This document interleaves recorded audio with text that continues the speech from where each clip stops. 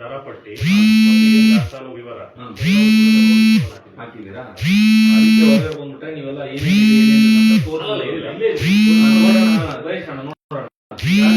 ಈಗ ಮುಂಗಾರು ಹಂಗಾಮು ಪ್ರಾರಂಭ ಆಗಿದೆ.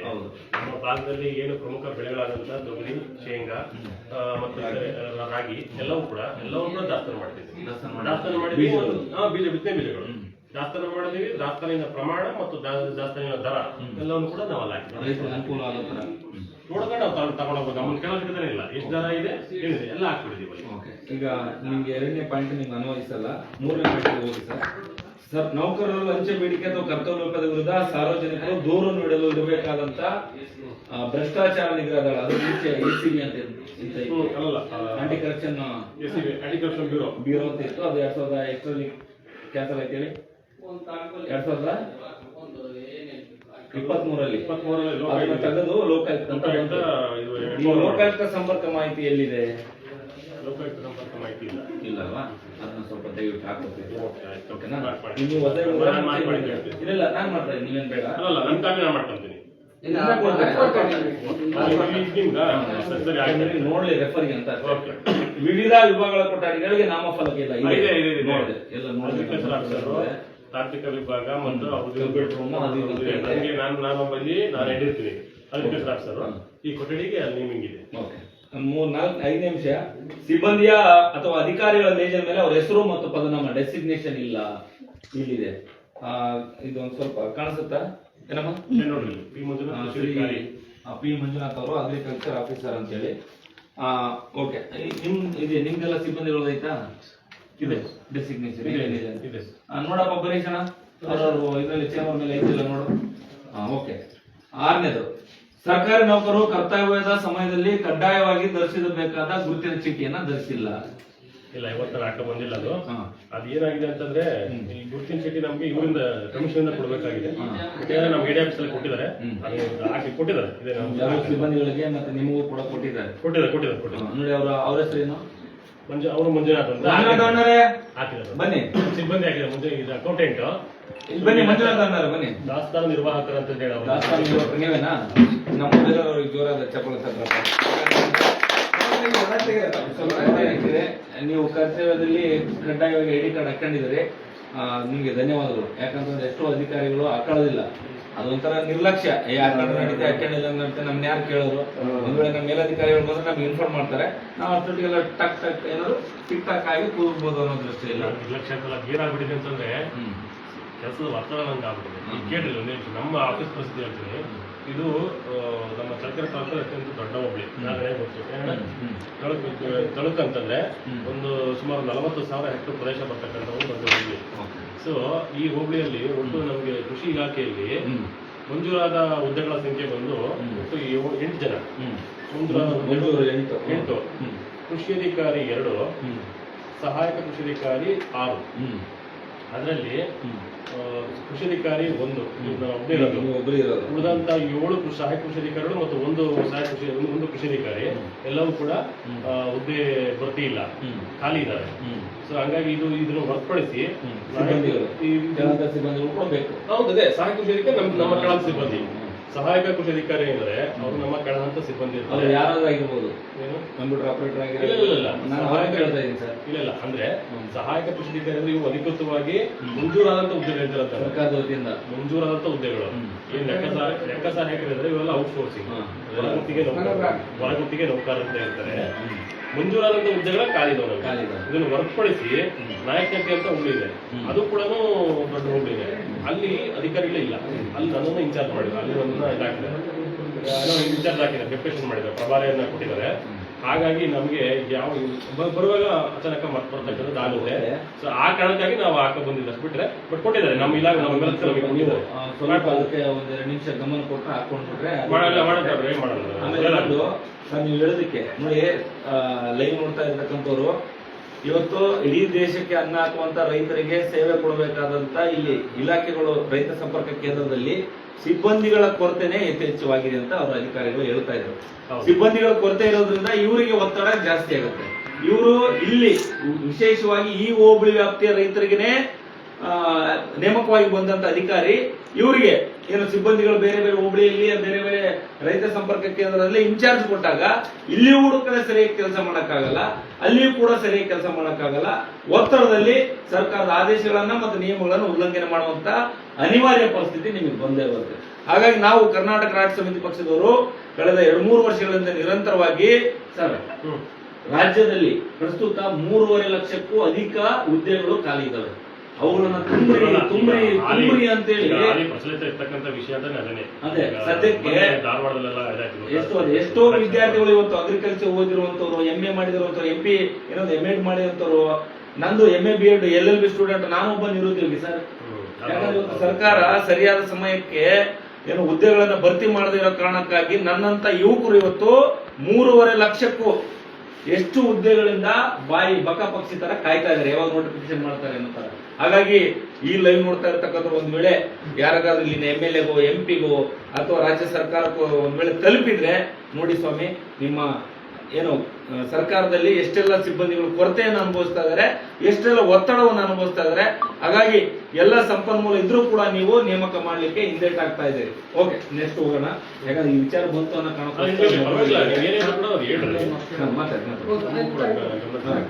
ಈಗ ಹೊರಗುತ್ತಿಗೆ ನೌಕರು ಇದ್ರು ಕೂಡ ಅವರಿಗೆ ಗುರುತಿನ ಚೀಟಿ ನೀಡಿಲ್ಲ. ಮೇಡಮ್ ಇದ್ರಲ್ಲಿ ಯಾರು ಅವ್ರು ಯಾರು ಅವ್ರಿಗೆ ಕೊಟ್ಟಿದ್ದೀರಾ? ಟೆಕ್ನಿಕಲ್ ಸ್ಟಾಫ್ ಅಂತ ಹೇಳಿ. ಏನಮ್ಮ ನಿಮ್ಮ ಹೆಸರು? ಏನಾಗಿದ್ದೀರಿ ಇಲ್ಲಿ? ಟೆಕ್ನಿಕಲ್ ಅಸಿಸ್ಟೆಂಟಾ? ಏನ್ ಕೆಲಸ ಇಲ್ಲಿ ನಿಮ್ದು? ಅಲ್ಲ, ಅದೇ ಆಫೀಸ್. ರೈತರು ಬಂದಾಗ ಅವ್ರ ಹತ್ರ ಏನ್ ಮಾಹಿತಿ ಪಡ್ಕೊಳ್ಳೋದಾ? ಇಲ್ಲ, ಇವ್ರದ್ದು ಕೊಟ್ಟಂತ ವರದಿಯನ್ನೆಲ್ಲ ಅಪ್ಲೋಡ್ ಮಾಡೋದು. ತಗೊಂಡ್ರ ಉದ್ದೇಶ ಏನಪ್ಪಾ ಅಂತಂದ್ರೆ ಸಂಜೀವಿನಿ ವಾಹನ ಅಂತ ಹೇಳಿದ್ರಲ್ಲ, ಸೊ ಅಲ್ಲಿ ರೈತರಿಗೆ ಫೀಲ್ಡ್ ಅಲ್ಲೇ ಹೋಗ್ಬಿಟ್ಟು ಏನು ಅವ್ರಿಗೆ ಏನು ಮಣ್ಣು ಪರೀಕ್ಷೆ ಮಾಡ್ತಕ್ಕಂಥದ್ದು, ಆಮೇಲೆ ಯಾವ್ದಾದ್ರು ರೋಗ ಮತ್ತು ಕೀಟ ಬಾಧೆ ಇದ್ರೆ ಅದಕ್ಕೆ ಸೊಲ್ಯೂಷನ್ ಹೇಳಿ ಯಾವ ಒಂದು ರೆಕಮೆಂಡೇಶನ್ ಹೇಳಿ ಬರ್ತಕ್ಕಂಥದ್ದು ಅವ್ರ ಕೆಲಸ ಇದೆ, ಅದನ್ನ ಮಾಡ್ತಾ ಇದ್ದಾರೆ. ಬಟ್ ಅದೇ ಅವ್ರಿಗೆ ಕೊಟ್ಟಿದ್ದಾರೆ. ನಿಮ್ಗೆ ಐಡಿ ಕಾರ್ಡ್ ಕೊಟ್ಟಿದ್ದಾರಾ? ಬಿಡಿ, ಸುಮ್ಮನೆ ಇವ್ರಂತೂ ಹೆಂಗಿದ್ರು ನಿಮ್ಮನ್ನ ಕೇಳಲ್ಲ, ಯಾಕಂದ್ರೆ ಇವರೇ ಹಾಕೊಂಡಿಲ್ಲ.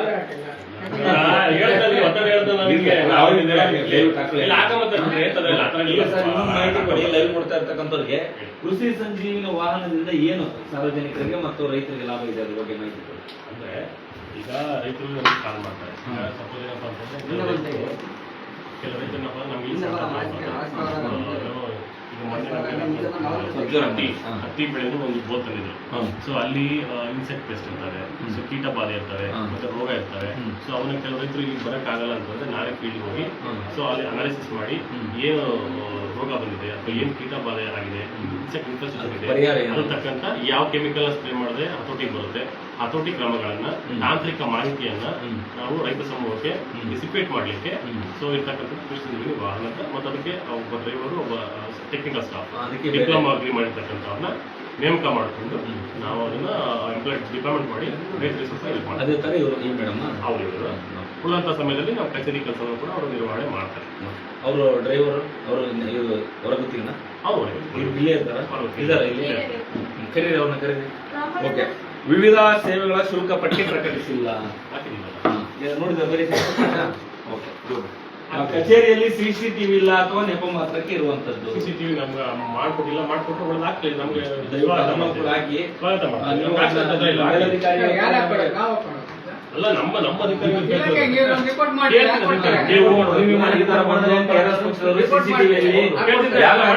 ಅಂತೇಳಿ ನಮ್ಮನೆ ಪ್ರಶ್ನೆ ಮಾಡ್ತಾರೆ. ಏನ್ ಗೊತ್ತಾ ಕೇಳು ನಿಮಿಷ. ಈಗ CCTV ಹಾಕಿದ್ರೆ ನಮ್ಗೆ ಒಳ್ಳೆದಿಲ್ಲ. ಹೌದು, ನಾನು ಅದನ್ನ ಹೇಳಕ್ ಬಂದೆ. ಹೊರಗಡೆ ಇರ್ತಾರೆ, ಅವ್ರ ಸೇಫ್ಟಿಗೋಸ್ಕರ ಆದ್ರೂ ಕೂಡ ಇರ್ಬೇಕಲ್ವಾ. ಈಗ ಏನ್ ಗೊತ್ತಾ, ಈ ಕಚೇರಿಗೆ ಸೇಫ್ಟಿ ಬರದಾಗಪ್ಪ CC ಕ್ಯಾಮ್ರಾ ನಾವು ಅದನ್ನ ಯಾವತ್ತೂ ಸ್ವಾಗತ ಮಾಡ್ತೇವೆ. ಸೊ ನಮ್ಗೆ ಏನಾದ್ರು ಇಲಾಖೆಯಿಂದ ಅನುದಾನ ಬಂದು ಹಾಕಿಸ್ಕೊಟ್ರೆ ಖಂಡಿತವಾಗ್ಲೂ ಅದನ್ನ ವೆಲ್ಕಮ್. ಅವರು ಕೊಡೋ ತನಕ ಕಾಯ್ಬಿಡಿ, ನೀವು ಕೂಡ ಒಂದು ಮಾಡಿ. ನಾನು ಹಾಕ್ತೀನಿ, ನಿಮ್ದು ಉಲ್ಲೇಖ ಹಾಕ್ತೀನಿ ಈಗ. ಆಮೇಲೆ ನೌಕರರು ಸಾರ್ವಜನಿಕರೊಂದಿಗೆ ಸೌಜನ್ಯದಿಂದ ವರ್ತಿಸುವುದಿಲ್ಲ ಎನ್ನುವ ಪಾಯಿಂಟ್ ಉಲ್ಲೇಖ ಹಾಕಿ. 10ನೇ ಪಾಯಿಂಟ್, ನೌಕರರು ಸಾರ್ವಜನಿಕರೊಂದಿಗೆ ಸೌಜನ್ಯದಿಂದ ವರ್ತಿಸುವುದಿಲ್ಲ ಎನ್ನುವ ದೂರು ಕೇಳಿ ಬಂದಿದೆ ಮತ್ತು ಹಿರಿಯ ನಾಗರಿಕರಿಗೆ ಕುಳಿತುಕೊಳ್ಳಿಕ್ಕೆ ಕುರ್ಚಿ ವ್ಯವಸ್ಥೆ ಇಲ್ಲ. ಕುರ್ಚಿ ವ್ಯವಸ್ಥೆ ಎಲ್ಲ ಇದಾವೆ. ಅದು ಓಕೆ. ಆಮೇಲೆ ಸೌಜನ್ಯದಿಂದ ಬನ್ನಿ, ಅವರು ಏನ್ ಕತೆ. ನಾವೊಬ್ಬ ರೈತ, ಈಗ ಬರೋರೆಲ್ಲರೂ ನಮ್ಮ ಏನೋ ರೈತರು ಕಷ್ಟ ಅಂತ ಗೊತ್ತಿರುತ್ತೆ. ಹಂಗಾಗಿ ನಾವು ಅವ್ರಿಗೆ ಗೌರವಿಸುವಾಗೆ ನಾವು ಕಾಣೋದು, ಯಾವತ್ತೂ ಕೂಡ ಅಗೌರವ ಕಾಣೋದು. ಯಾಕಂದ್ರೆ ನಾನು ರೈತ ಅವ್ರಿಗೆ ಏನ್ ಕಷ್ಟ ಆಗಿದೆ ಅಂತ ನಮ್ಗೆ ಗೊತ್ತಿದೆ. ಹಂಗಾಗಿ ಅದ್ರಲ್ಲಿ ಎರಡು ಮಾತೇ ಇಲ್ಲ. ನಮ್ಮ ರಬ್ಬಿ ಕೂಡ ಸೌಜನ್ಯದಿಂದ ವರ್ತನೆ ಮಾಡ್ತಾರೆ. ನೀವು ಬೇಕಾದ್ರೆ ನಮ್ಗೆ ನಾವು ಯಾವ ತರ ಮಾಡ್ತೀವಿ ಅಂತಂದ್ರೆ ನಾಲ್ಗಡಿ ಅವರು ಕೇಳ್ಬೋತೀವಿ. ಹೇಳೋಣ. ಓಕೆ, 11ನೇ ಪಾಯಿಂಟ್ ಹೋಗೋಣ. ನೌಕರರು ಕಚೇರಿಗೆ ನಿಗದಿತ ಸಮಯಕ್ಕೆ ಬಾರದಿರುವಂತದ್ದು, ಕಚೇರಿ ಕೆಲಸದ ವೇಳೆ ಗೈರು ಹಾಜರಾಗುವಂತದ್ದು ಅಥವಾ ಆಸನದಲ್ಲಿ ಇಲ್ಲದೆ ಇರುವಂತದ್ದು. ಈ ಟೋಟಲ್ ಈ ಸದ್ಯಕ್ಕೆ ಎಷ್ಟು ಜನ ಇದ್ದೀರಿ ಸರ್ ಸಿಬ್ಬಂದಿ? ಒಂದು ಅಫಿಷಿಯಲ್ ಮತ್ತು ಅನಾನ್ ಅಫಿಷಿಯಲ್ 4 ಜನ ಇದ್ದೀವಿ. 4 ಜನ ಇದ್ದೀವಿ. ನೀವು 4 ಜನ. ನೀವು ಏನಾದ್ರು ಹೊರಗುತ್ತಿ ಸೇರ್ಕೊಂಡು ಇವರೆಲ್ಲ ಗೊತ್ತಾ, ಒಬ್ಬನೇ ಪರ್ಮನೆಂಟ್ ಇಲ್ಲಿ. ಎಲ್ಲ ಹೊರಗುತ್ತಿಗೆ ನೌಕರರು. ಹಂಗಾಗಿ ಏನಣ್ಣ ಹೋದಾಗೆಲ್ಲ ರೈತರ ಹತ್ರ ಏನಾದ್ರು ಚೂರು ಕೇಳ್ತೀಯಂತೆ? ಈಗ ಸರ್ ಬಂದಿದ್ದಾವೆ. ಬೇರೆ ಕಡೆ ಕೇಳ್ಬೋದು, ನಮ್ಮ ಹತ್ರ ಈಗ ಇಡೀ ರಾಜ್ಯಾದ್ಯಂತ ಈ ತರ ಅಭಿಯಾನ ಮಾಡ್ತಾ ಇದೀವಿ ನಾವು. ಹೆಂಗ್ ಗೊತ್ತಾ ಕೇಳ್ರಿ ಅವ್ರಿಗೆ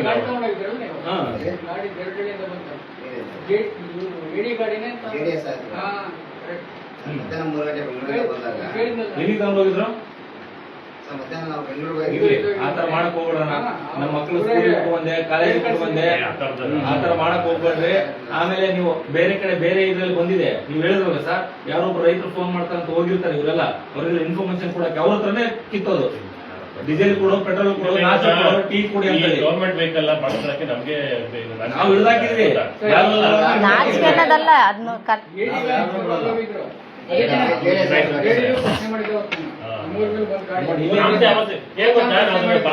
ನಮ್ಗೆ ಬೇಜಾರೇ ಬಿಡಪ್ಪ.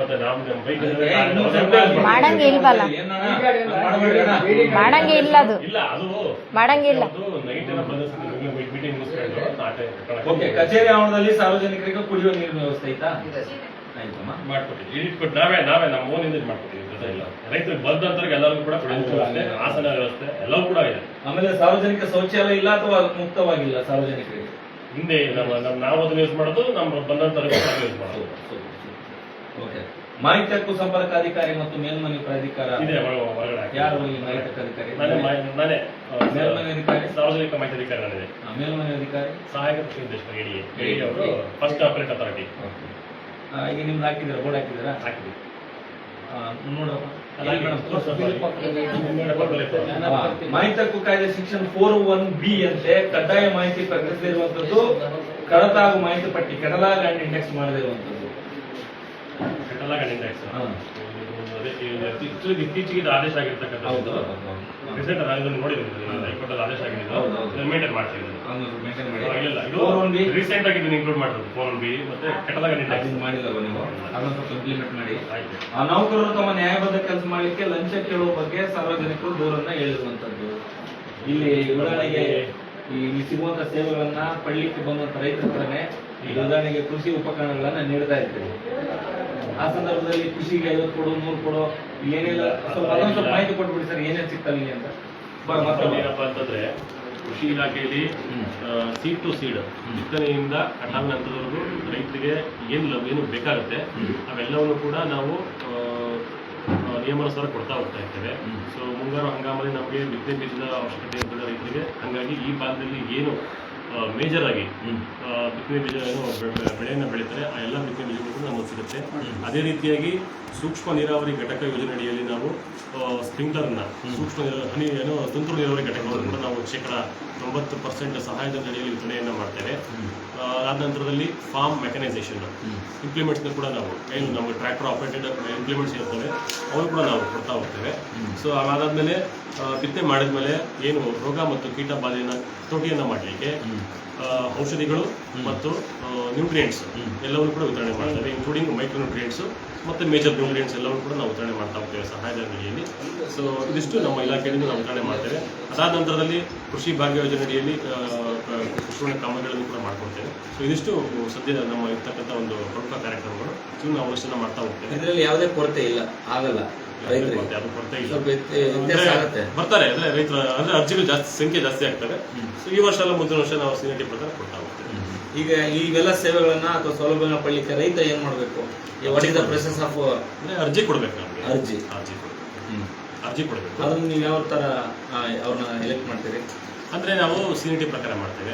Seniority? ಸೀನಿಯರಿಟಿ ಪ್ರಕಾರ ಮಾಡ್ತೇವೆ. ಅಂದ್ರೆ ಅರ್ಜಿ ಸೀನಿಯರಿಟಿನ ಅಥವಾ ರೈತನ ಸೀನಿಯರಿಟಿ? ಅಲ್ಲ, ಅರ್ಜಿ ಸೀನಿಯರಿಟಿ. ಸಪೋಸ್ ಇವತ್ತು ಅವ್ನು ಕೊಟ್ರೆ ಅವನು ಒಂದನೇ ನಂಬರ್ ಕೊಡ್ತಾನೆ. ಇವತ್ತು ಅವನ ನಂತರ ಬಂದು ಕೊಟ್ಟಂತ 2ನೇ ನಂಬರ್ ಕೊಡ್ತಾರೆ. ಆ 1, 2 ಕ್ರಮ ಸಂಖ್ಯೆ ಏನಿದೆ ಅದು ಸೀನಿಯರಿಟಿ ಲಿಸ್ಟ್.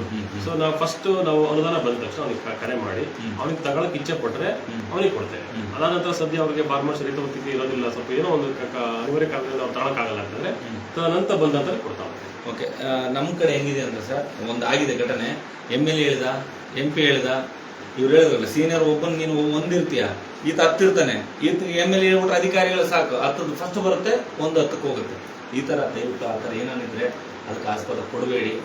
ಯಾವ ಮುಲಾಜಿಲ್ಲ, ನೀವು ಶ್ರಮಪಟ್ಟು ನೀವು ಕಷ್ಟಪಟ್ಟು ಇಲ್ಲಿ ಒಂದು ಹುದ್ದೆಗೆ ಸೇರಿದ ಮೇಲೆ ಯಾವ ಇವತ್ತಿಲ್ಲಿ ಈ ರೈತ ಸಂಪರ್ಕ ಇಲ್ಲ ಅಂದ್ರೆ ಇನ್ನೊಂದು ರೈತ ಸಂಪರ್ಕ ಕೇಂದ್ರದಲ್ಲಿ, ಓಕೆನಾ? ಯಾರು ಕೂಡ, ಯಾಕಂದ್ರೆ ರೈತರ ಏನು ಕಷ್ಟಕ್ಕೆ ಧ್ವನಿ ಆಗುವಂತ ನಿಜವಾದ ಅಧಿಕಾರಿ. ಅದು ಯಾವನೋ AC ರೂಮಲ್ಲಿ ಕೂತ್ಕೊಂಡು ಆಡಳಿತ ಮಾಡುವಂತ ಮಾತು ಕೇಳಿದ್ರಪ್ಪ ಅಂದ್ರೆ ನೀವು ಜನರ ಆಕ್ರೋಶಕ್ಕೆ ಒಳಗಾಗಬೇಕಾಗುತ್ತೆ. ಎಚ್ಚರಿಕೆ. ಕೊನೆ ಪ್ರಶ್ನೆ, ನೌಕರರು ತಮ್ಮ ಕೆಲಸಗಳನ್ನ ವಿನಾಕಾರಣ ವಿಳಂಬ ಮಾಡುತ್ತಿರುವ ಬಗ್ಗೆ ಸಾರ್ವಜನಿಕರು ದೂರನ್ನ ಹೇಳಿರ್ತಾರೆ. ನಮ್ಮಲ್ಲಿ ವಿಳಂಬ ಮಾಡುವಂತ ಪ್ರಮೇಯ ಬರಲ್ಲ. ಯಾಕೆಂತಂದ್ರೆ ರೈತ ಏನೇ ನಿಲ್ಬೋದು, ಬಿತ್ತನೆ ಮಾಡೋದಿಲ್ಲ, ಏನೇ ಮಾಡೋದು ಬಿತ್ತನೆ ಮಾಡೋದಿಲ್ಲ. ಹಾಗಾಗಿ ಪ್ರತಿ ದಿವಸ ನಾವು ಬಿತ್ತನೆ ವಿಷಯ ಕೊಡ್ತೇವೆ. ಏನಿತ್ತು ನಾವು ಪಂಚಾಯತಿ ಒಳಗೆ ಮಾಡ್ತಾ ಇದ್ವಿ. ಈಗ ಎಲ್ಲ ಯಾವ ಪಂಚಾಯತಿ ತಗೊಂಡು ಬಿತ್ತನೆ ವಿಷಯ ತಗೊಂಡು ಹೋಗ್ಬೋದು, ಸಲಹೆಗಳನ್ನು ಕೊಡ್ತೇವೆ. ಯಾವ ಪಂಚಾಯತ್ ನೀವು ಹೋಬಳಿ ಪಂಚಾಯತ್ ಅಂದ್ರೆ ನಮ್ಮ ಹೋಬಳಿ ಅಂದ್ರೆ ನಾವೇ ಮಾಡ್ತಿದ್ವಿ, ಟೈಮ್ ಟೇಬಲ್ ಹಾಕ್ತೇವೆ. ಈಗ ಜಾಸ್ತಿ ರಶ್ ಇದ್ದಾಗ ಈ ಪಂಚಾಯತ್ ಇಂಥ ವಾರ ಅಂತ ಹೇಳಿ ನಾವು ಟೈಮ್ ಟೇಬಲ್ ಮಾಡ್ತೇವೆ. ಸೊ ಈಗ ಹಂಗೇನಿಲ್ಲ.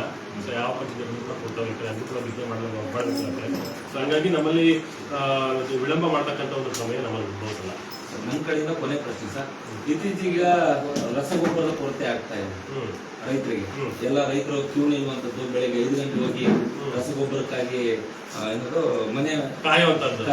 ಅದೇ ನಾನು ನಿಮ್ಗೆ ನಿಮ್ಮ ಇದರಿಂದ ನಾನು ಇನ್ನೂರು ಇಷ್ಟಪಡ್ತೀನಪ್ಪ ಅಂತಂದ್ರೆ, ರಸಗೊಬ್ಬರವನ್ನ ನಾವು ಹಿಂದೆ ಸಾಕಷ್ಟು ಅಂದ್ರೆ ರೈತರಿಗೆ ಎಷ್ಟು ಬೇಕಾಗಿದೆ ಅಷ್ಟು ಲಭ್ಯ ಇದೆ ನಮ್ಮ ಹತ್ರ. ಅದನ್ನ ನಾವು ವಿವೇಚನಾಯುಕ್ತವಾಗಿ ನ್ಯಾಯಯುತವಾಗಿ ಬಳಕೆ ಮಾಡಬೇಕು. ಜುಡಿಷಿಯಲ್ ಅಪ್ಲಿಕೇಶನ್ ಅಂತ ಕರೀತಾರೆ. ಸೊ ಈಗ ನಮ್ಮ ರೈತರು ಏನ್ ಮಾಡ್ತಾರಪ್ಪ ಅಂತಂದ್ರೆ, ಜಾಸ್ತಿ ಸಬ್ಸಿಡಿ ಇರ್ತಕ್ಕಂಥ ಒಂದು ರಸಗೊಬ್ಬರವನ್ನ ಜಾಸ್ತಿ ಆಗ್ತಕ್ಕಂಥದ್ದು.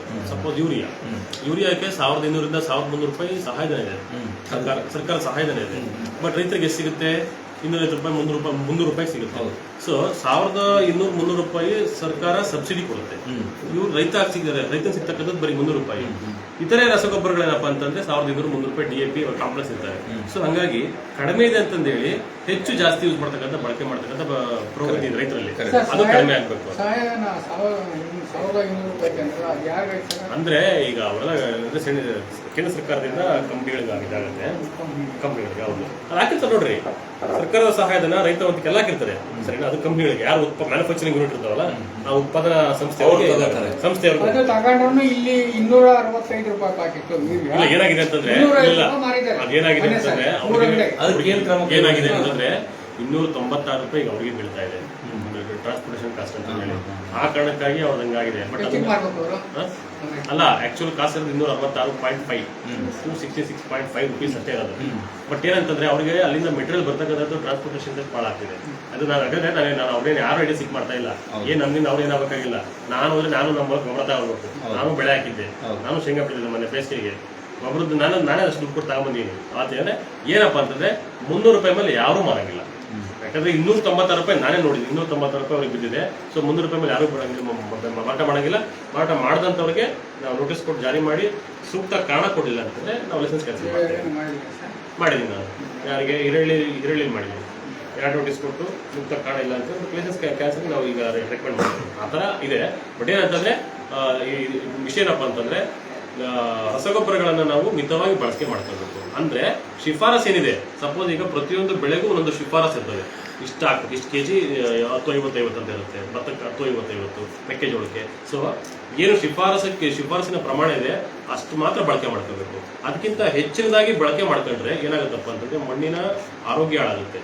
ಮಣ್ಣು ಆಸಿಡ್ ಸಾಯಿಲ್ಸ್ ಆಗ್ತವೆ. ಸರಿನಾ? ಆಸಿಡ್ ಸಾಯಿಲ್ಸ್ ಆಯ್ತು ಆದ್ರೆ ಈ ಪೋಷಕಾಂಶಗಳು ಬೆಳೆಗಳು ತಗೊಳ್ಳಿಕ್ಕೆ ಸಾಧ್ಯ ಆಗೋದಿಲ್ಲ. ಆಮೇಲೆ ಅದು ದುಷ್ಪರಿಣಾಮ ಜಾಸ್ತಿ ಆಗುತ್ತೆ. ಅದಾದ ನಂತರದಲ್ಲಿ ಏನಪ್ಪಾ ಅಂತಂದ್ರೆ, ನಾವು ತಿಂತಕ್ಕಂಥ ಆಹಾರದಲ್ಲಿ ಕೂಡ ನಾವು ಕೆಮಿಕಲ್ನ ಕಾಣ್ಬೋದು ಇತ್ತೀಚಿನ ದಿನಗಳಲ್ಲಿ.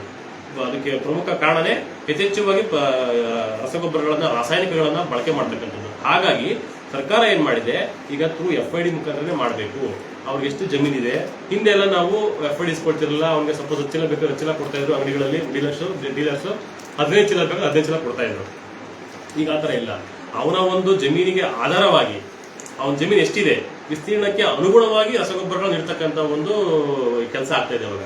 ಇದಾಗೋದ್ರಿಂದ ಏನಾಗುತ್ತೆ, ಕೇಂದ್ರ ಸರ್ಕಾರದ ಮಾನ್ಯ ಪ್ರಧಾನಮಂತ್ರಿಗಳೇ ಒಂದು ಮನ್ ಕಿ ಬಾತ್ ಅಲ್ಲಿ ಹೇಳಿದ್ರು. ಏನಂತ ಹೇಳಿದ್ರಪ್ಪ ಅಂತಂದ್ರೆ, ರಸಗೊಬ್ಬರಗಳನ್ನು ಆದಷ್ಟು ಕಡಿಮೆ ಮಾಡ್ರಿ, ಎಸ್ಪೆಷಲಿ ಯೂರಿಯಾವನ್ನ ಆದಷ್ಟು ಕಡಿಮೆ ಮಾಡ್ಕೊಂತ ಬರ್ರಿ, ಆದಷ್ಟು ಸಾವಯವ ಕಡೆ ನಾವು ಗ್ರಾಜುವಲ್ ಆಗಿ ಹೋಗ್ಬೇಕು ಸಾವಯವ ಕಡೆ ಅಂತ ಹೇಳಿದ್ರು. ಸೊ ಆ ಕಾರಣಕ್ಕಾಗಿ ನಾವು ವಿಸ್ತೀರ್ಣಕ್ಕೆ ಅನುಗುಣವಾಗಿ ನಾವು ರಸಗೊಬ್ಬರಗಳನ್ನು ವಿತರಣೆಯನ್ನ ಮಾಡ್ತಾ ಇದ್ದೇವೆ. ಸೊ ಎಲ್ಲರೂ ಕೂಡ ನಾವು ದರಪಟ್ಟಿ ಮತ್ತು ದಾಸ್ತಾನು ವಿವರವನ್ನ ನೀವು ಹಾಕಲೇಬೇಕು ಕಡ್ಡಾಯವಾಗಿ ಅಂತ ಹೇಳಿ ಎಲ್ಲರಿಗೂ ನಾವು ನಿರ್ದೇಶನ ನೀಡಿದ್ದೇವೆ. ಅದೇ ತರ ಹಾಕಿದ್ರೆ ನಾವು ಕೂಡ ಫಾಲೋ ಅಪ್ ಮಾಡ್ತಿದ್ದೀವಿ. ಇವತ್ತು ಎಲ್ಲರೂ ನಮ್ಮ ಮೇಲಧಿಕಾರಿಗಳು ಇವತ್ತು ಎಲ್ಲರೂ ನಮ್ಮ ಕಟ್ಟುನಿಟ್ಟಿನ ಒಂದು ಆದೇಶವನ್ನ ಮಾಡಿದ್ದಾರೆ. ಪ್ರತಿನಿತ್ಯ ಆ ಒಂದು ಅಂಗಡಿಯ ದಾಸ್ತಾನ ವಿವರ, ದರಪಟ್ಟಿ ಎಲ್ಲವೂ ಕೂಡ ನಾವು ಪೋಸ್ಟ್ ಮಾಡಬೇಕು ಗ್ರೂಪಲ್ಲಿ ಅಂತ ಹೇಳಿದ್ರೆ ಅದೇ ಥರ ನಾವು ಮಾಡ್ತಾ ಇದ್ದೀವಿ. ಯಾರಾದರೂ ಅದನ್ನು ಉಲ್ಲಂಘನೆ ಮಾಡಿದ್ರೆ ಖಂಡಿತವಾಗ್ಲೂ ಕೂಡ ನಾವು ಅವ್ರ ವಿರುದ್ಧ ಕ್ರಮ ತಗೊಂಡು ಶಿಸ್ತು ಕ್ರಮಕ್ಕೆ ನಾವು ರೆಕಮೆಂಡ್ ಮಾಡ್ತೀವಿ. ಓಕೆ, ಇವರು ಸಾರ್ ಹೇಳ್ಬೇಕಾಗಿತ್ತು, ಅದನ್ನ ಹೇಳಿಲ್ಲ, ನಾನು ಹೇಳ್ತೀನಿ.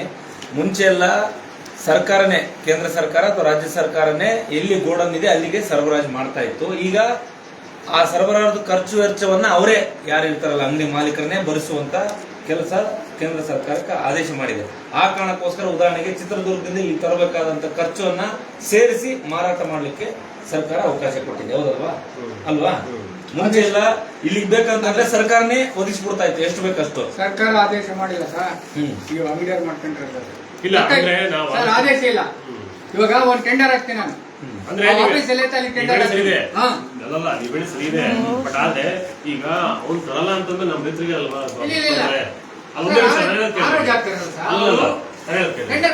ಈಗ ನಮ್ಮ ಅವನು ಈಗ ಹೆಂಗ್ ಗೊತ್ತಾ, ಈಗ ಎಲ್ಲರಿಗೂ ನಾವು ಲೈಸೆನ್ಸ್ ತಗೊಂಡು ಲೈಸೆನ್ಸ್ ಅವ್ರು ಮಾರಾಟ ಮಾಡ್ತಾರೆ. ಸಪೋಸ್ ಇನ್ ಕೇಸ್ ಏನಾದ್ರು ನಮ್ಗೆ ಅದರಿಂದ ನಮ್ಗೆ ಒಂದು ರೂಪಾಯಿ ಸೇರಿಲ್ಲ ಅಲ್ಲ ಹೇಳಿದ್ರು, ನಮಗೆ ಅದರಿಂದ ಆದಾಯ ಇಲ್ಲ ಮತ್ತೆ ನಮಗೆ ಲಾಸ್ ಆಗ್ತಿದೆ ಅಂತಂದಾಗ ಅವ್ನು ತರದೇ ಇಲ್ಲ ಅಂತ ನಮ್ಮ ರೈತರಿಗೆ ಬಹಳ ತೊಂದರೆ ಆಗುತ್ತೆ. ಇವಾಗ ಲಾಸ್ ಆಗೋದು ಹೊಟ್ಟೆ ತುಂಬಿದಂಗ ಲಾಸ್ ಆಗುತ್ತೆ. ಹೊಟ್ಟೆ ತುಂಬಿದ್ರೆ ನಾನು ಈ ಮಾಡ್ತೀನಿ ಸರ್, ಸಪ್ಲೈ ಮಾಡ್ತೀನಿ ಅಂತ ಬರ್ತಾರೆ. ಅಂದ್ರೆ ಈಗ 266.5 ಕಾಪೋದು ಇದಂತೂ ಫಿಕ್ಸ್. ನಾನು ಮಾತಿಲ್ಲ, ನಾನು ಹೇಳಿದೀನಿ. ನೀವೇ ಹೇಳಿದ್ರಲ್ಲ ಸರ್, ಲೋಡಿಂಗ್ ಅಂದ್ರೆ ಇಷ್ಟು ಕಿಲೋಮೀಟರ್ ಮಾತ್ರ ಅವ್ರಿಗೆ ಇರ್ತದೆ. ಅದಾದ್ಮೇಲೆ ಇವರೇ ಬರ್ತಾರೆ. 50 ಕಿಲೋಮೀಟರ್ ಇಷ್ಟು. ಮುಂಚೆ ಸರ್ಕಾರ ನಿಮ್ಗೆ ಉದಾಹರಣೆಗೆ ಡೆಲ್ಲಿಯಿಂದ ತಳುಕಿಗೆ ಬೇಕಂದ್ರೂ ಕೂಡ ಅದೇ ಸಪ್ಲೈ ಮಾಡ್ತಾ ಇತ್ತು, ಖರ್ಚು ವೆಚ್ಚ ಎಲ್ಲ ಅವರೇ ಹಾಕೊಳ್ತಾ ಇದ್ರು, ಸರ್ಕಾರನೇ ಹಾಕೊಳ್ತಾ ಇತ್ತು. ಈಗ ಏನ್ ಮಾಡಿದೆ ಅಂತಂದ್ರೆ ಚಿತ್ರದುರ್ಗ ಕೆಲಸಕ್ಕೆ ಜವಾಬ್ದಾರಿ ನಮ್ದು, ಚಿತ್ರದುರ್ಗದಿಂದ ಇಲ್ಲಿ ತರುವಂತ ಕೆಲಸ ಡೀಲರ್ಸ್ ಇಲ್ಲ. ಹೋಲ್ಸೇಲ್ ಡೀಲರ್ಸ್ ಇದ್ದಾಗ ಟ್ರಾನ್ಸ್ಪೋರ್ಟಿಂಗ್ ಬಿಡುತ್ತೆ. ಆ ಖರ್ಚನ್ನ ಅದಕ್ಕೆ ಹಿಂಗಾಗಿದೆ. ದಿಲ್ಲಿಗೆ ಒಂದು ಕೊಡೋದಿತ್ತಲ್ಲ, ಅಲ್ಲಿ ತಾಲೂಕಿಗೆ ಯಾರಾದ್ರೂ ಇಂಟ್ರೆಸ್ಟ್ ಇದ್ದಂತೂ ತಗೋಬಹುದು, ಡೀಲರ್ಶಿಪ್ ನೀವು ಮಾಡ್ಕೋಬಹುದು. ಹಂಗೇನಿಲ್ಲ. ಬಟ್ ಅದೇ ಯಾರಾದ್ರೂ ಮುಂದೆ ಹೋಲ್ಸೇಲ್ ಡೀಲರ್ಶಿಪ್ ಮಾಡ್ಕೊಳಂತ ಬೇಕಲ್ಲ. ಈಗ ಅವ್ರಿಗೂ ಬೇರೆ ಕೆಲಸ ಇರ್ತವೆ, ಅವ್ರಿಗೂ ಬೇರೆ ಕೆಲಸ ಇರುತ್ತೆ. ಅಲ್ಲ ಅದೇ ಸರ್, ಈಗ ಇಬ್ರು ಅಧಿಕಾರಿಗಳು ಬೇಕು ನಿಮ್ಗೆ, 7 ಜನ ಸಹಾಯಕ ಅಧಿಕಾರಿಗಳು ಬೇಕು. ಹೌದೇನು ಸರ್? ಆಕ್ಚುಲಿ ಇರ್ತಕ್ಕಂಥದ್ದು ಒಬ್ಬರೇ ಇದೀರ. ಓಕೆ, ಅದ್ರ ಬಗ್ಗೆ ಕನ್ಫರ್ಮೇಶನ್ ಮತ್ತೆ ಬೇರೆ ಮಾತಿಲ್ಲ. ಆದ್ರೆ ಈ ರೀತಿ ಅಧಿಕಾರಿಗಳಿಲ್ಲ ಅನ್ನೋದ್ರ ಬಗ್ಗೆ ಸರ್ಕಾರಕ್ಕಾಗ್ಲಿ ಬೇರೆ ಇದಕ್ಕಾಗ್ಲಿ ಆನ್ಲೈನ್ ಅಲ್ಲಿ ತೋರ್ಸಕ್ಕಂತ ರಿಪೋರ್ಟ್ ಬಿಟ್ರೆ ನಿಮ್ಮ ಇಲಾಖೆ ನಿಮ್ಮ ಇದರಿಂದ ಏನಾದ್ರು ರಿಪೋರ್ಟ್ ಮಾಡಿರೋದು ಅವಕಾಶ ಇತ್ತ? ಸರ್, ಈಗ ನೀವು ನೀವಿಬ್ರು ಅಧಿಕಾರಿಗಳು ಬೇಕು, ಇಬ್ರು ಅಧಿಕಾರಿಗಳು ಇರಬೇಕು, 7 ಜನ ಸಹಾಯಕ ಅಧಿಕಾರಿಗಳು ಇರಬೇಕು. ಆದ್ರೆ ನೀವೊಬ್ಬರೇ ಅದನ್ನೆಲ್ಲ ಕರ್ತವ್ಯ ನಿರ್ವಹಿಸ್ತಾ ಇದ್ರಿ. ಹೌದೇನ್ ಸರ್? ಆದ್ರೆ ಈ ರೀತಿ ತೊಂದರೆ ಆಗ್ತಾ ಇದೆ ರೈತರಿಗಾಗ್ಲಿ, ನಮ್ ಕೆಲಸ ಮಾಡಕ್ಕಾಗ್ಲಿ ಅಂತ ನೀವೇನಾದ್ರೂ ಮೇಲಧಿಕಾರಿಗಳಿಗೆ ಅದ್ರ ಬಗ್ಗೆ ಏನಾದ್ರು ರಿಪೋರ್ಟ್ ಹಾಕಿದ್ದೀವಿ? ಆನ್ಲೈನ್ ಅಲ್ಲಿ ತೋರಿಸೋದು ಬೇರೆ ವಿಷಯ. ಇಲ್ಲಿ ಸಿಬ್ಬಂದಿ ಕೊರತೆ ಇದೆ ಅಂತ ಹೇಳಿ ನಿಮ್ಮ ಹೈಯರ್ ಏನಿದೆ ಅವರಿಗೆ ನೀವು ಮನವಿ ಮಾಡಿದ್ದೀರಾ? ಅವ್ರು ಪೇಮೆಂಟ್ ಮಾಡ್ತಾರಲ್ಲ, ಅವ್ರಿಗೆ ಗೊತ್ತಾಗುತ್ತಲ್ಲ, ಅವ್ರು ಅರ್ಥ ಆಗಲ್ಲ ಅವ್ರಿಗೆ. ಈ ವಿಚಾರ ಅಲ್ಲಲ್ಲ, ಈಗ ನೀವು ಹೇಳಿದ್ ಕರೆಕ್ಟ್ ಐತೆ. ನೀವು ಹೇಳಿದ್ ಕರೆಕ್ಟ್ ಐತೆ. ಈಗ ನಮಗೆ ನಾವು ಅವ್ರಿಗೆ ಮನವಿ ಮಾಡೋದಲ್ಲ. ಈಗ ಮೇಲಾದ ಮೇಲಧಿಕಾರಿಗಳ ಕಚೇರಿಗಳಲ್ಲೇ ಇರ್ತದೆ.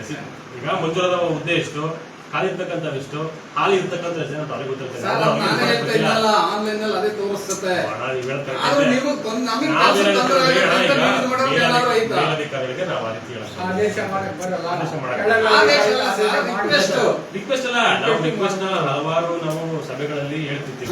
ಅದನ್ನೇ ಸರ್ ನಾನು ಕೇಳ್ತೀನಿ. ಕೆಲಸದ ಒತ್ತಡ ಹೆಚ್ಚಾದಾಗ ನಾವೇನ್ ಮಾಡ್ತೀವಿ ಸರ್? ನಮ್ಗೆ ಹೇಳ್ತಾರೆ ಕೆಲಸದ ಕೇಳಲ್ಲ ನಿಮ್ಗಲ್ಲ, ನಾನು ನಮ್ಮ ಇವ್ರಿಗೆ ಹೇಳಿದೀನಿ. ನಾನು ಹೇಳಿದೀನಿ ಅದನ್ನ ನಾನು ಹೇಳ್ತಾ ನೇಮಕ ಮಾಡಿ ಅಂತ ನೀವು ಲೆಟರ್ ಕುರ್ಚಿ ಐತೇನಂತ ನೋಡ್ದೆ, ಪ್ರಗತಿಪರ ಪರಿಶೀಲನೆ ಕೂಡ ಕುರ್ಚಿ ಐತಂತ ನೋಡ್ದೆ. ಸರ್, ಇನ್ನೊಂದು ವಿಷಯ, ಗೊಬ್ಬರ ಮಾಡ್ತಿರಲ್ಲ ಅದು ಬಾಳ್ಬೇಕು. ಬಿಲ್ ಕೊಡ್ತಿರ್ತಾರೆ. ಕ್ಯಾಶ್ ಬಿಲ್ ಹಾಕೊಳ್ಳಿ. ಕ್ಯಾಶ್ ಬಿಲ್ ಕೊಡಿ. ಸರ್, ಇನ್ನೊಂದೇ ಒಂದು ವಿಚಾರ ಸರ್. ಇಲ್ಲ, ಕಂಪ್ಯೂಟರ್ಸ್ ಬಿಲ್ ಕೊಡ್ತೀವಿ. ಸೀಟ್ಸ್ ಕಂಪ್ಯೂಟರ್ ಬಿಲ್ ಕೊಡ್ತಾ ಇದ್ವಿ. ಇವರು ಪರಿಕರದ ಮೇಲೆ ಈ ತರ ರಸೀದಿ ಬಿಲ್ ಕೊಡ್ತಾ ಇದ್ದೀವಿ. ರೈತರು ತಗೊಳ್ಳೋಷ್ಟು ಪೇಷನ್ಸ್ ಕೂಡ ಇರೋದಿಲ್ಲ, ಅಷ್ಟು ಓಡ್ಬಿಡ್ತಾರೆ. ಇಲ್ಲ ಸರ್, ಮನವರಿಕೆ ಮಾಡ್ತೀವಿ. ಆನ್ಲೈನ್ ಇದೀವಿ. ಸರ್, ನಾನೇ ನನ್ನ ಕೆಲಸ ಸೀಟ್ಸ್ ಬಿಲ್ ತಕ್ಕೊಡಿ. ಇದೊಂದು ಕಂಪ್ಯೂಟರ್ ಸರ್ ಇಲ್ಲ. ಅವಾಗ ನೀವು ಕೇಳೋದು ಇವ್ರು ಕೌಂಟ್ ತಂದಿರಾ? ಇವ್ರು ಇರ್ಲಿಲ್ಲ. ಇಲ್ಲಿ ನೋಡಪ್ಪ ನಮ್ಮ ರೈತರು ಒತ್ತಡದಲ್ಲಿದ್ದಾಗ ಇನ್ನೊಂದೇ ಒಂದು ವಿಚಾರ, ಬೆಳೆ ಸಮೀಕ್ಷೆಯಲ್ಲಿ ನೀವು ಅದರಲ್ಲಿ ಭಾಗಿಯಾಗಿ ಮಾಡ್ತಕ್ಕಂಥ ಕರ್ತವ್ಯ ಇತ್ತು ಇಲ್ಲಿ ಏನಂದ್ರೆ ಯಾವ ರೀತಿ ಭಾಗಿಯಾಗ್ತಾರೆ? ಇನ್ಸೂರೆನ್ಸ್ ಬರೋದ್ರ ಸಂಬಂಧವಾಗಿ ಬೆಳೆ ಸಮೀಕ್ಷೆಯಲ್ಲಿ ನೀವು ಭಾಗಿಯಾಗ್ತೀರಾ? ನಿಮ್ಮ ಇಲಾಖೆಯಿಂದ ಭಾಗಿಯಾಗ್ತಾರ? ಇನ್ಶೂರೆನ್ಸ್, ಬೆಳೆ ಸಮೀಕ್ಷೆ ಎರಡು ಪ್ರತ್ಯೇಕ ಇದು. ಓಕೆ ಸರ್, ಸರಿನಾ? ಓಕೆ. ಬೆಳೆ ಸಮೀಕ್ಷೆ ಇದೆಯಲ್ಲ, ಪ್ರತಿ ಹಂಗಾಮವಾರು ಪ್ರತಿಯೊಂದು ದಾಖಲೆಗಳು ಕೂಡ ಸರ್ಕಾರದ ದಾಖಲೆಗಳಿಗೆ, ಸರ್ಕಾರದ ಮಟ್ಟದ ಅಂಕಿಅಂಶಗಳಿಗೆ ಬೇಕಾಗುತ್ತೆ. ಅದನ್ನ ನಾವು 2018-19 ಕೂಡ ನಾವು ಸತತವಾಗಿ ಮಾಡ್ತಾ ಬಂದಿದ್ದೇವೆ. ಈ ಒಂದು ದತ್ತಾಂಶವನ್ನು ಇಟ್ಕೊಂಡು ಏನು ಬೆಳೆ ಸಮೀಕ್ಷೆಯಲ್ಲಿ ದಾಖಲಾಗುತ್ತೆ, ಆ ದತ್ತಾಂಶವನ್ನು ಇಟ್ಕೊಂಡು ನಾವು ಇನ್ಶೂರೆನ್ಸ್ ಅನುಷ್ಠಾನ ಮಾಡ್ತಾ ಇದ್ದೀವಿ. ಆಯ್ತು ಸರ್, ಈಗ ಇನ್ಶೂರೆನ್ಸ್ ಅನುಷ್ಠಾನ ಮಾಡಿದಿರಲ್ಲ, ಈಗ ನಮ್ಮ ಊರಿನಲ್ಲಿ 12 ಗ್ರಾಮಕ್ಕೆ ಇನ್ಶೂರೆನ್ಸ್, 12 ಪಂಚಾಯತಿಗೆ ಇನ್ಶೂರೆನ್ಸ್ ಫೇಲ್ಯೂರ್ ಆಗಿದೆ. ಅದಕ್ಕೆ ಅವಕಾಶ ಐತಾ? ಇದೇನು ಮಲಗಲ್ಲ ಏನಲ್ಲ. ಅದು ನಿಮ್ಗೆ ಗೊತ್ತಾಗ ನೀವೆಲ್ಲ ಬಹಳ ತಿಳ್ಕೊಂಡಿರೋದು. ಇಲ್ಲ ಸರ್, ನಾವು ತಿಳ್ಕೊಂತೀವಿ, ನಮಗೆ ಅಷ್ಟೊಂದು ಇಲ್ಲ ಏನ್ ಗೊತ್ತಾ, ಈಗ ಕಾಮನ್ ಲೇಮನ್ಸ್ ನಿಮ್ಗೆಲ್ಲ ಒಂದ್ ಸ್ವಲ್ಪ ಜ್ಞಾನ ಇದೆ, ಸ್ವಲ್ಪ ಅರಿವಿದೆ. ಯಾವ ತರ ಅಂತಂದ್ರೆ ಅದಕ್ಕೊಂದು ಸೆಟ್ ಆಫ್ ಪ್ರೊಸೀಜರ್ ಐತೆ. ಗೈಡ್ ಲೈನ್ ಬೇಕಾದ್ರೆ ನಾನು ಕೊಡ್ತೇನೆ, ಸೆಂಟ್ರಲ್ ಗೈಡ್ ಲೈನ್. ಅದಕ್ಕೆ ರೆಡಿ ಇದ್ದಾರೆ. ಪ್ರಧಾನ ಲೈನ್ಗಳು ಒಳ್ಳೆ ಪದ ನಮ್ಮ ನಾಡಲಿನಲ್ಲಿ ತಪ್ಪ ಅರಿವು ಅನ್ನೋದು ಹೇಳೋದು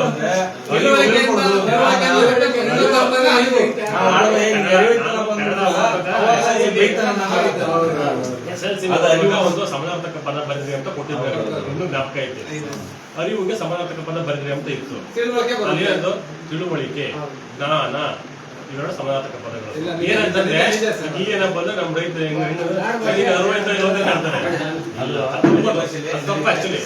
ಅರಿವು ಅಂದ್ರೆ ಜ್ಞಾನನೇ. ಅದೇನಂದ್ರೆ ಬಟ್ಟೆ ಬರುತ್ತೆ. ಈಗ 12 ಹಳ್ಳಿ ಪಂಚಾಯತಿಗೆ ಯಾವಾಗ ಇನ್ಸೂರೆನ್ಸ್ ಅನ್ನ ಬರುತ್ತೆ? ಇನ್ಶೂರೆನ್ಸ್ ಬರೋದಿಲ್ಲ. ಅದು ಏನಂತಂದ್ರೆ ಈಗ ಬೆಳೆ ಕಟಾವು ಪ್ರಯೋಗ ಅಂತ ಹೇಳಿ ಮಾಡ್ತಾರೆ. ಬೆಳೆ ಕಟಾವು ಪ್ರಯೋಗ ಅಂತ ಹೇಳಿ ಮಾಡ್ತಾರೆ. ಗ್ರಾಮ ಪಂಚಾಯತಿ ಆಸ್ ಎ ಯೂನಿಟ್, ಗ್ರಾಮ ಪಂಚಾಯತಿಯ ಒಂದು ಯೂನಿಟ್ ರಂಗೆ ತಗೊಂಡು ಅಲ್ಲಿ ಬೆಳೆ ಕಟಾವು ಪ್ರಯೋಗ ಮಾಡ್ತಾರೆ.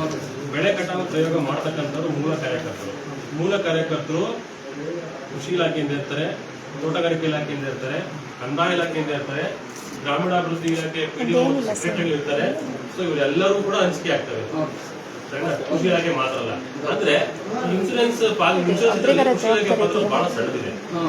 ಏನ್ ಸಣ್ಣದ ಏನಿಲ್ಲ, ಈ ತರ ಒಂದು PMFBY ಪ್ರಧಾನಮಂತ್ರಿ ಫಸಲ್ ಬಿಮಾ ಯೋಜನೆ ಒಂದಿದೆ ಅಂತಂದು ಹೇಳಿ ರೈತರಿಗೆ ನಾವು ಪ್ರಚಾರ ಮಾಡ್ತೀವಿ. ಈ ತರ ಇದೆ, ನೀವು ಮಾಡ್ಕೊಳ್ಳಿ, ನೀವು ಇನ್ಶೂರೆನ್ಸ್ ಪ್ರೀಮಿಯಂ ಕಟ್ರಿ. ಬಹಳ ಸಣ್ಣ ಮಾಹಿತಿ ಇದೆ ಅಂತ. ಹೌದು, FID ನೀವು ಕೊಡೋದ ಬೇರೆ ರೆವಿನ್ಯೂ FID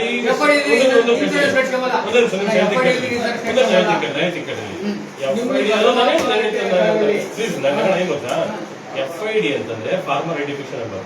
ಆ FID ನ ಯಾವ ಇಲಾಖೆ ಬೇಕಾದ್ರೂ ಮಾಡಬಹುದು. ನಮ್ಮ ಇಲಾಖೆ ಬಟ್ ಕೇಳಿಲ್ಲ ಹೆಂಗಾಗ್ಬಿಟ್ಟಿದೆ ಅಂತಂದ್ರೆ ತೋಟಗಾರಿಕೆ ಇಲಾಖೆ ಲಾಗಿನ್ ಐತೆ, ಕೃಷಿ ಇಲಾಖೆ ಲಾಗಿನ್ ಐತೆ, ಪಶುಸಂಗೋಪನಾ ಇಲಾಖೆಗೆ ಲಾಗಿನ್ ಐತೆ, ಕಂದಾಯ ಇಲಾಖೆಗೆ ಲಾಗಿನ್ ಐತೆ. ಏನಂದ್ರೆ ಅವ್ರು ಮಾಡ್ತಿಲ್ಲ, ನಾವು ಮಾಡ್ತಿದೀವಿ ಅಷ್ಟೇ. ಬಟ್ ನಮ್ಮ ಇಲಾಖೆ ಅಂತ ನಮ್ಮ ಇಲಾಖೆನೇ ಮಾಡ್ಬೇಕಂತ ಇಲ್ಲ. ಸಪೋಸ್ ನೀನು ಹೊಸದಾಗಿ ಒಂದು ಜಮೀನು ತಗೊಂಡೆ, ನಿಮ್ಗೆ FID ಇಲ್ಲ, ನೀನ್ ಮಾಡ್ಕೊಡ್ಬೇಕು, ನಮ್ಮ ಇಲಾಖೆ ಬರ್ಬೇಕು ಅಂತ ಏನಿಲ್ಲ. ತೋಟಗಾರಿಕೆ ಇಲಾಖೆ ನಿಮ್ಗೆ FID ಮಾಡಿಸ್ಬೋದು. ಒಳ್ಳೆ ಮಾಹಿತಿ ಹೇಳ್ತಾ ಇದ್ದಾರೆ.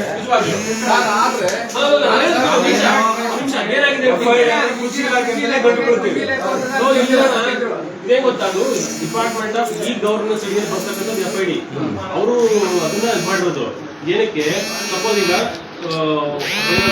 ಅವ್ರ ಏನು ಜಮೀನು ಇರೋದಿಲ್ಲ, ಲ್ಯಾಂಡ್ಲೆಸ್, ಭೂರಹಿತ ಕುಟುಂಬ, ಅವ್ರ ಹತ್ರ ಒಂದು 4-5 ಹಸು ಇದಾವೆ. ಅವರು ಮಿಲ್ಕ್ ಫೆಡರೇಷನ್ ಅಂತ ಅವ್ರಿಗೆ ಸಹಾಯಧನ ಬರಬೇಕು. ಪಶುಸಂಗೋಪನಾ ಇಲಾಖೆ FID ಮಾಡ್ತಾರೆ. ಅವ್ರಿಗೆ FID ಮಾಡಿ ಅವ್ರಿಗೆ DBT ಮುಖಾಂತರ ಅವ್ರಿಗೆ ಹಾಲಿನ ಸಹಾಯಧನ ಆಗ್ತಾರೆ. ತೋಟಗಾರಿಕೆ ಇಲಾಖೆ ಮಾಡ್ತಾರೆ. ಇವಾಗ ಇನ್ಸೂರೆನ್ಸ್ ಕಟ್ಟಬೇಕಂದ್ರೆ FID ನೀವೇ ಮಾಡಲ್ಲ. ನಾವು ಇನ್ಸೂರೆನ್ಸ್ ಕಟ್ತೀನಿ. ನಾನು ಹೇಳ್ತೀನಿ ತೋಟಗಾರಿಕಾ ಇಲಾಖೆಯವ್ರು ಮಾಡಿರ್ತಕ್ಕಂಥ FIDಗೂ ಇನ್ಶೂರೆನ್ಸ್ ಕಟ್ಟಬಹುದು. ಹೇಳ್ತಲ್ಲ ಈ ಇಲಾಖೆ ಎಲ್ಲಾ ಇಲಾಖೆಯವರು FID ಮಾಡಬಹುದು. ಸರಿ, ಬಟ್ ಏನಂತಾರೆ ನಮ್ಮ ರೈತರಿಗೆ FID ಅಂದ್ರೆ ಬರೀ ಕೃಷಿ ಇಲಾಖೆ ಮಾತ್ರ. ಬಟ್ ಸರ್ ಒಂದು ನಿಮಿಷ, ಈಗ FID ವಿಚಾರಕ್ಕೆ ಸಂಬಂಧಪಟ್ಟಂಗೆ ಏನ್ ಸರ್, ಈ ಪಶು ಸಂಗೋಪನಾ ಇಲಾಖೆ ಆಸ್ಪತ್ರೆಯವರು ಬಿಟ್ರೆ, ನಿಮ್ಮ ಅಗ್ರಿಕಲ್ಚರ್ ಬಿಟ್ರೆ ಬೇರೆ ಯಾವ ಕಚೇರಿಯಲ್ಲಿ FID ಇವತ್ತಿಗೂ ಮಾಡಿಲ್ಲ, ಮಾಡ್ತಾನೂ ಇಲ್ಲ. ನೀವು ಬೇಕಾದ್ರೆ ಅದ್ರ ಬಗ್ಗೆ ವೆರಿಫೈ ಮಾಡಬಹುದು. ಅಲ್ಲ, ಈಗ ಜೀವ ಇರ್ಬೋದು ಸರ್, ಇಲ್ಲ ಅಂತ ಹೇಳಲ್ಲ ನಾನು, ಜೀವ ಇದೆ, ಆದ್ರೆ ಯಾರು ಮಾಡ್ತಾ ಇಲ್ಲ, ನೀವೇ ಮಾಡ್ತಾ ಇರೋದು. ಮತ್ತೆ ಆಸ್ಪತ್ರೆ ಮಾತ್ರ ನಮ್ ಜನಗಳಿಗೆ ಅದು ಯಾಕೆ ಮಾಡ್ತಾ ಇಲ್ಲ ಅಂತ ಈಗ ಸಮಯ ಆಯ್ತು. ನಾವು ಏನ್ ಮಾಡ್ಬೇಕಂದ್ರೆ ಜಿಲ್ಲಾಧಿಕಾರಿಗಳು ಒತ್ತಾಯ ಮಾಡಬೇಕು. ಎಲ್ಲರನ್ನ ಯಾಕೆ ಇಲ್ಲಿಗೆ ಕಳಿಸ್ತಾ ಇದೀರಿ, ಎಲ್ಲರನ್ನ ಯಾಕೆ ಅದನ್ನು ಪ್ರಚಾರ ಮಾಡ್ತಾ ಇದ್ದೀರಿ, ಅಂತೇಳಿ ಆಧಾರ್ ನಂಬರ್ ನೀವು ಪಾಣಿ ತಗೊಂಡು ಎಲ್ಲ ಇಲಾಖೆ ಕಳಿಸ್ರಿ. ಅವ್ರು ಮಾಡ್ಕೊಟ್ಟಿಲ್ಲ ಕೇಳ್ರಿ, ಯಾಕಂದ್ರೆ ಅವ್ರಿಗೆ ಲಾಗಿನ್ ಕೊಟ್ಟಿದ್ದಾರೆ.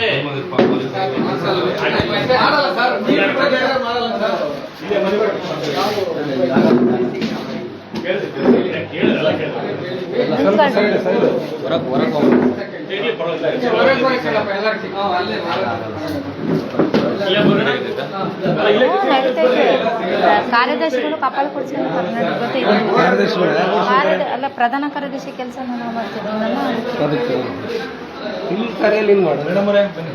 ನನ್ನ ಕರೆ ಮಾಡ್ತೀನಿ. ಈಗ ಹೋದ್ರೆ ಮನೆಗೆ ಕಾರ್ಯ ಮಾಡ್ತೀನಿ. ಒಂಟೆ ನನ್ನ ಮನೆಗೆ ಊಟ ಮಾಡ್ತೀನಿ.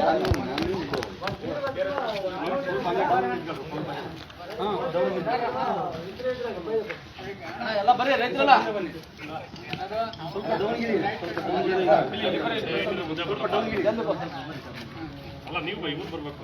ಸ್ನೇಹಿತರೆ, ತಾವೆಲ್ಲರೂ ಕೂಡ ಇಷ್ಟೊತ್ತಲ್ಲಿ ಲೈವ್ ಅಲ್ಲಿ ಗಮನಿಸಿದಿರಿ. ನಮ್ಮ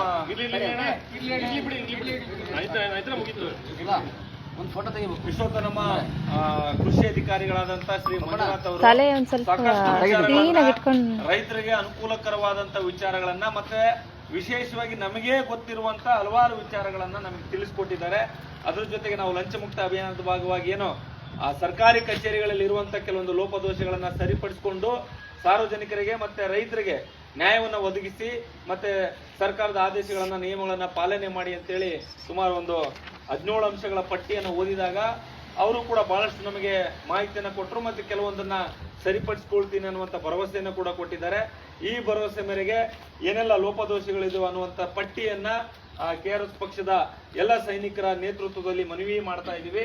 ದಯವಿಟ್ಟು ಸರ್ ಇದನ್ನ ಸ್ವೀಕರಿಸಬೇಕು. ಮತ್ತೆ ಇಲ್ಲಿ ಏನೆಲ್ಲ ಲೋಪದೋಷಗಳು ಇದಾವೆ ನಿಮ್ಮ ಕಚೇರಿಯಲ್ಲಿ ಅವುಗಳನ್ನ ಶೀಘ್ರವಾಗಿ ಪರಿಹರಿಸಿ ಸಾರ್ವಜನಿಕರಿಗೆ ಒಳ್ಳೆಯ ನ್ಯಾಯ ಕೊಡಿಸುವಂತ ಕೆಲಸಕ್ಕೆ ಮುಂದಾಗಬೇಕನ್ನುವಂತ ವಿಚಾರ ಮಾಡ್ತಾ ಇದ್ದೀವಿ.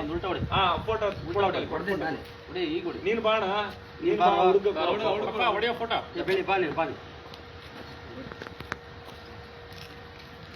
ಬರೋಣ, ರೈತರು ಬರೋಣ. ಮೇಲೆ ಹೆಸರು ಕೂಡ ಕಾಣ್ಬೇಕಪ್ಪೆ, ಮೇಲೆ ರೈತ ಸಂಪರ್ಕಕ್ಕೆ ಹಿಂದಕ್ಕೆ ಹೋಗೋಡಿಯಪ್ಪ, ಮುಂದಕ್ಕೆ ಹೋಗೋಡಿ ಬೇಡ, ಹಿಂದಕ್ಕೆ ಹೋಗೋಡಿ. ಕೊಡು ಕಾಪಾಡಕ್ಕೆ ಎಲ್ಲರಿಗೂ. ಇಲ್ಲಿ ಅಕ್ಕನ ಮುಂದೆ ಬಿಡ್ರಿ, ಅಕ್ಕ ಬಾ ಮುಂದೆ ನಮ್ಮವ್ರ ಜೊತೆ ಕೃಷಿ ಸಚಿವರು ಇಬ್ರು ಕಾಣ್ತಾರಣ್ಣ? ಫೋಟೋಗ್ರಾಫರ್ ಅವ್ರನ್ನ ಕಳ್ಸಪ್ಪ ಮೇಡಮ್, ಬರ್ರಿ ನೀವು. ಇರ್ಲಿ ಸರ್, ನಮ್ ನಡೀತದೆ ಸರ್, ಯಾಕಂದ್ರೆ ನಾವೆಲ್ಲ ಕಡೆಗೂ ಗುರುತಿಸ್ಕೊಂಡಿವಿ, ಪರವಾಗಿಲ್ಲ.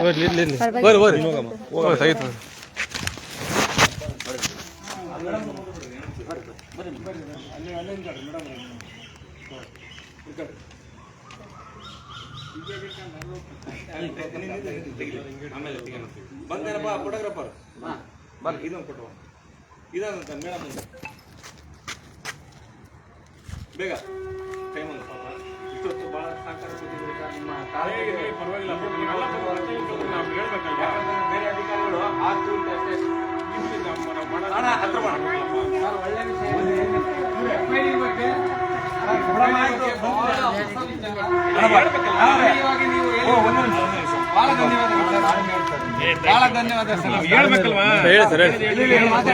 ಈಗ ಇಷ್ಟೊತ್ತು ಬಂದು ನಿಮ್ಮ ಪ್ರಶ್ನೆ ಮಾಡಿದ್ವಿ, ನಿಮ್ಗೆ ಏನ್ ಅನಿಸ್ತು ಇದ್ರ ಬಗ್ಗೆ ಸ್ವಲ್ಪ ನಿಮ್ಮ ಅನಿಸಿಕೆ? ಇಲ್ಲ, ಆಕ್ಚುಲಿ ಕೆಲವೊಂದು ಈಗ ನೀವು ಬಂದು ಹೇಳಿದ್ದಲ್ಲ, ಇದೆಲ್ಲ ಬಹಳ ಒಳ್ಳೆ ವಿಚಾರಗಳು. ಇವೆಲ್ಲ ಸಾರ್ವಜನಿಕರು ತಿಳ್ಕೋಬೇಕು. ಹೌದು, ಯಾವುದೇ ಕಚೇರಿ ಆಗಲಿ, ಈಗ ನಾವಿರ್ತಕ್ಕದ್ದು ಸಾರ್ವಜನಿಕ ಸೇವೆಗೆ, ಸರಿನಾ? ನಮ್ಮದು ಪಬ್ಲಿಕ್ ಸರ್ವಿಸ್, ನಾವು ಪಬ್ಲಿಕ್ ಸರ್ವೆಂಟ್. ಸೊ ಹಾಗಾಗಿ ನೀವೆಲ್ಲ ಬಂದು ಕೇಳಿದಂಥ ಪ್ರಶ್ನೆಗಳು ತುಂಬ ವ್ಯಾಲಿಡ್ ಇದ್ದಾವೆ. ಸೊ ಹಾಗಾಗಿ ನಿಮ್ಮ ಒಂದು ಕೆಲಸಕ್ಕೆ ಒಳ್ಳೇದಾಗಲಿ, ಶುಭವಾಗಲಿ. ನಾವು ಕೂಡ ನಾವು ಮಾಡ್ತಾ ಇರ್ತೀವಿ. ಏನಂತಂದರೆ ನಾವು 99% ನಾವು ರೈತರಿಗೆ ಸಹಕಾರ ಮಾಡಬೇಕು ಅನ್ನೋ ಮನಸ್ಥಿತಿಗೆ ಉಳ್ಕೊಂಡಿರ್ತೀವಿ. ಏನಾಗುತ್ತೆ, ಕೆಲವೊಂದು ಎಲ್ಲೋ ಒಂದು ಕಡೆ ನಾವು ಸಿಬ್ಬಂದಿ ಕೊರತೆ ಇರೋದ್ರಿಂದ ಏನೋ ಒಂದು 2-3 ಇದಾಗ್ಬೋದು ಬಿಟ್ರೆ, ಬಟ್ ಎಲ್ಲ ನಾವು ಕೂಡ ಖಂಡಿತವಾಗ್ಲೂ ಕೂಡ ನಮ್ಮ ಕೃಷಿ ಇಲಾಖೆ ರೈತರ ಒಂದು ಸಹಕಾರಕ್ಕೆ ಯಾವತ್ತೂ ಕೂಡ ನಿಲ್ಲುತ್ತೆ. ಅಗತ್ಯಕ್ಕೆ ಸಮಯಕ್ಕೆ ಸರಿಯಾಗಿ ಒಳ್ಳೆ ಬಿತ್ತನೆ ಬೀಜವನ್ನು, ಒಳ್ಳೆಯ ರಸಗೊಬ್ಬರಗಳನ್ನು ಒದಗಿಸ್ತಕ್ಕಂಥ ಕೆಲಸ ನಾವು ಕೂಡ ಮಾಡ್ತೇವೆ. ಸೊ ನೀವೆಲ್ಲ ಬಂದು ನಮ್ಗೆ ಭಾಳ ಖುಷಿ ಆಯಿತು. ನೀವೆಲ್ಲ ನಮ್ಮ ಸೇವೆ ಕಂಡ್ರಿ ಇವತ್ತು. Thank you. ಆಯ್ತು, ಅದಕ್ಕೆ ಸೀಲಿಸ್ಕೊಂಡು ಮುಗಿಸ್ಕೊಂಬನ್ನಿ. ಇನ್ನು ಏನೇನು ವಿಚಾರ